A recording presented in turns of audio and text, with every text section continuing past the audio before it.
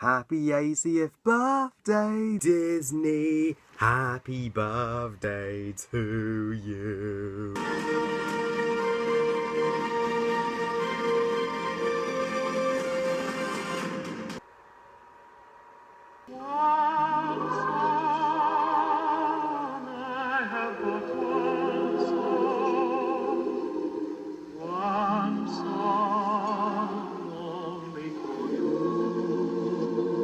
Snow White and the Seven Dwarfs, directed by David Hand, William Cottrell, Wilfred Jackson, Larry Morey, Perce Pears and Ben Sharpston. Wow, 5 directors. Produced by Walt Disney and has the honour of being not only the first ever Disney animated classic, but the first ever animated feature film. As I speak, this masterpiece was released 80 years ago. That's right, 80.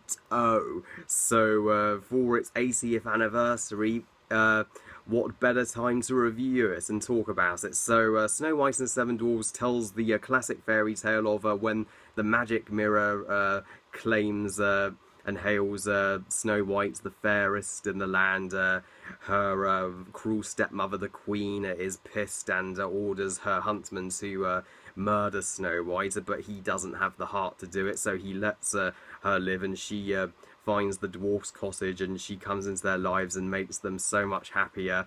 And when the Queen discovers Snow White still lives, she disguises herself as a witch, poisons Snow White with an apple until the prince comes at the last second, kisses her, and it's all happily ever after. It's the traditional story of Snow White, beat by beat, only executed outstandingly. This is going to be a very special review for me because I fucking love this movie. Every second of it. Snow White and the Seven Dwarfs is not only in my top 5 favourite Disney animated movies. The only ones I would put above it are The Lion King and Beauty and the Beast, but it's one of the greatest animated movies ever made, period, and as well as one of my 10 favourite movies of all time. It is such a landmark in film history, and one of the greatest achievements in film starting animated feature films. Without this movie, we wouldn't have all the other Disney animated movies. We wouldn't have Pixar, we wouldn't have DreamWorks. Animated feature films wouldn't exist if this movie was a failure, and Disney itself would have failed if this movie had failed. Thank God it was the triumph and monumental success that it was. This movie has remained timeless throughout all 80 years, and every generation has seen this movie, and soon it will also be 100 years old. That will be a celebration indeed. It put Disney on the map. It made Walt Disney one of the most famous celebrities in the world at that time. He was considered a pioneer for making this movie because he just, before Snow White, he made a few short black and white cartoons with his animators at Disney, with the most famous being Mickey Mouse's Steamboat Willie. But he just wanted to go bigger and bolder and do the impossible, make a feature-length cartoon, which nobody believed him before they saw this movie. He completely proved them wrong, and this is an inspirational movie to anyone who's an aspiring director. You do not listen to what others say. They may doubt you, but go for it. If you have an idea for a movie, make it happen. Everything here is A-class filmmaking. The characters are the best, the story's the best, the soundtrack is the best. This was back before Disney owned Marvel and Star Wars, before they were the biggest company in the world. They all owe it to this film.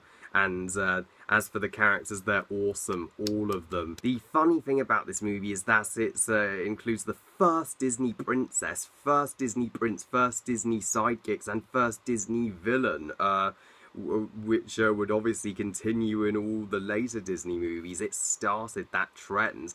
And one nitpick people would have with this movie if it came out today was that Snow White may be too perfect a character for their taste, with no flaws, but I don't see that at all. For me, I'm going to say it, but I think Snow White is the most underrated Disney princess. She's one of my favourites. I'm being serious. The fact that she's so kind, compassionate, and lovely. She's just an innocent young lady who's unfairly had a horrible life, with the worst stepmother who just wants her dead. Even Cinderella's stepmother never attempted to murder her, and the purpose of all the supporting cast in the movie, the dwarves and the woodland critters and the prince, are there not just to keep her safe from the queen, but to also make her happier.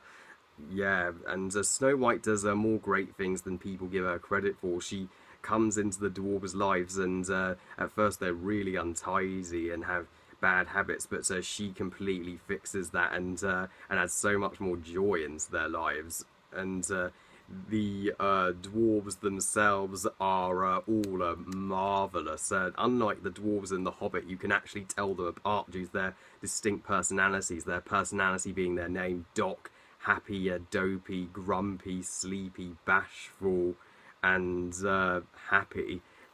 Yeah, Grumpy would probably be my favourite dwarf because he's the most interesting. He, of course, isn't so keen on Snow White at first, but by the end of the movie, he admits he does care when he bursts into tears, and the dwarves are all hilarious with their antics, and Snow White's animal buddies, the woodland critters that save her from the forest and bring her to the cottage and help her with the chores, they are absolutely adorable and delightful. Yeah, I can see why the dwarves and the animal characters are everybody's favourite part of the movie, and some may nitpick that the prince has no character and only appears in like 2 scenes. He's hardly in the film, but for me, he was in the film as much as he needed to be, and he makes her feel better when she's down and forced to work for the queen outside the palace in the first act,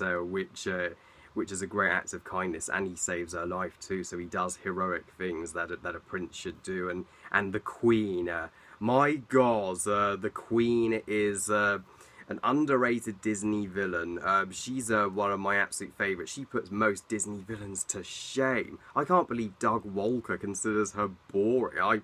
Normally I respect his opinion, but I don't know what he's talking about there. Just, she's absolutely selfish, vain, as well as being one of the darkest Disney characters. She wants her own stepdaughter and family dead just so she can be the hottest in the land. Oh, bitch. And when she transforms into the witch, I'll poison Snow White with this apple, then I'll be fairest in the land.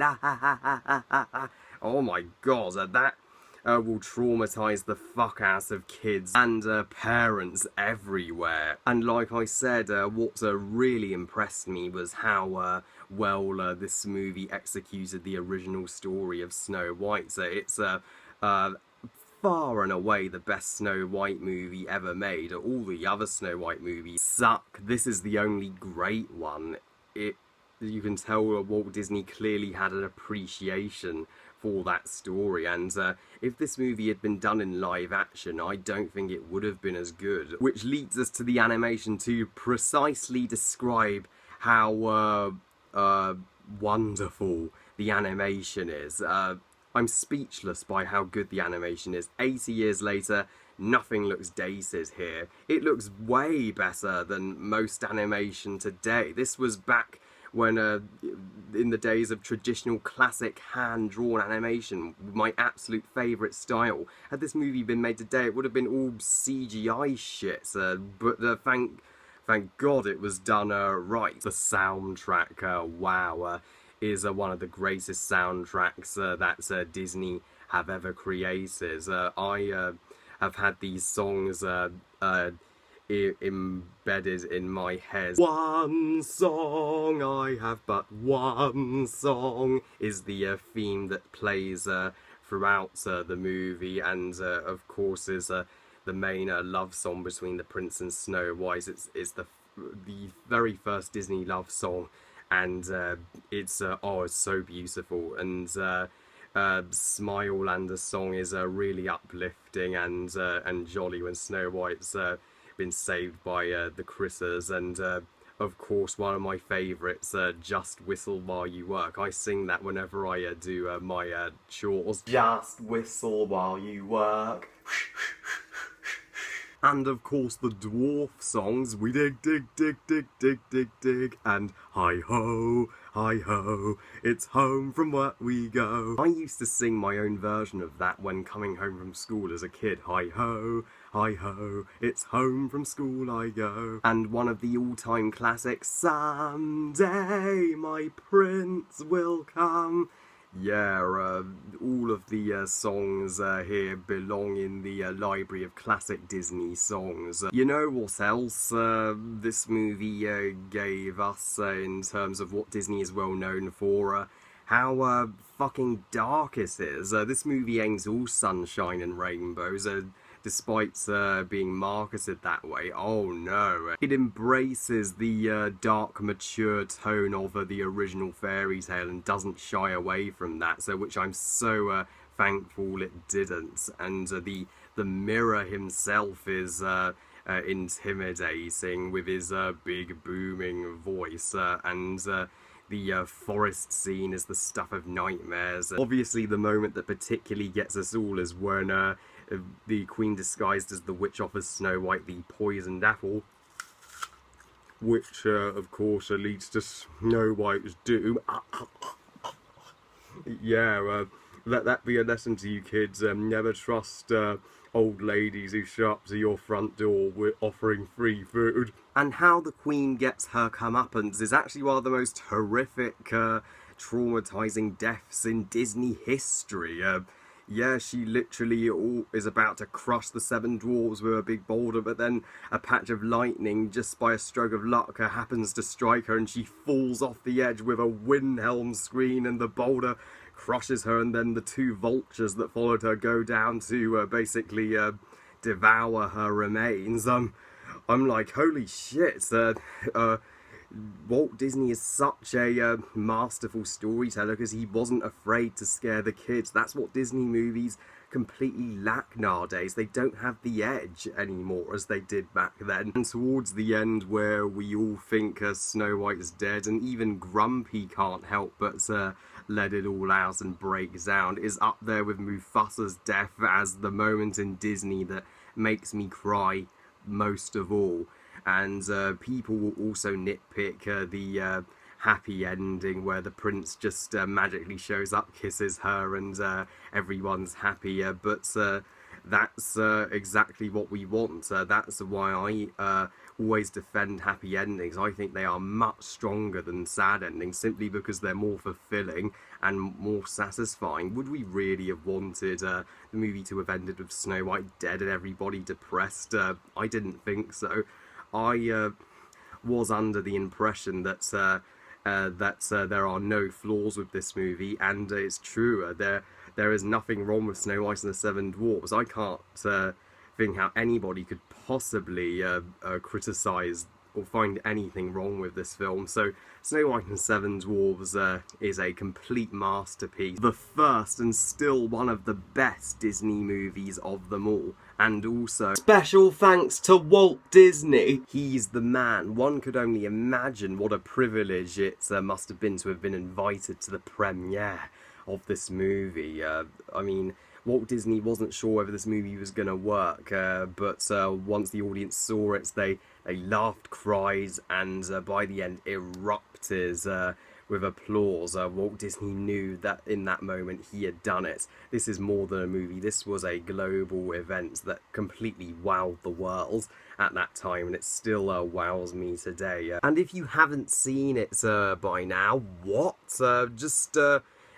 Everybody should see it, because it is a truly special work of art. I give Snow White and the 7 Dwarfs 5 stars out of 5. I vow I shall review all of the Disney animated classics. Well, I love you guys. Thank you for watching. I hope you guys enjoyed this review. And what do you think of Snow White and the Seven Dwarfs? Please comment, let me know. Please like this video and subscribe. And please give this video a thumbs up if you enjoyed it. And please follow on Twitter and on Google+. And I'll see you all next time for my Pinocchio review. I'll see you then. Bye, guys.